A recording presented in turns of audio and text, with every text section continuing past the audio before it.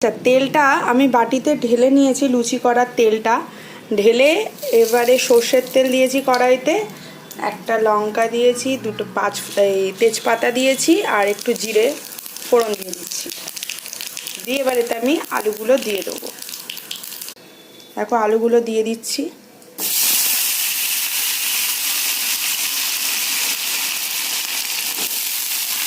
আমাদের বাড়িতে সব আলু ভক্ত, আলু খেতে সবাই খুব ভালোবাসে, তাই এত আলু দেখে তোমরা ভেবো না যে ছোলার ডালে এত আলু।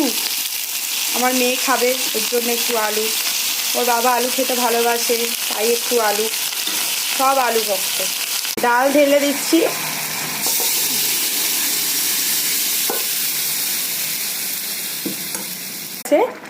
আমি মেয়ের জন্য একটু ডাল তুলে রেখেছি ঝাল ছাড়া, কারণ ও একদম ঝাল খায় না। এবার আমি আদা কাঁচা লঙ্কা দিয়ে ডালটা নামিয়ে নেব।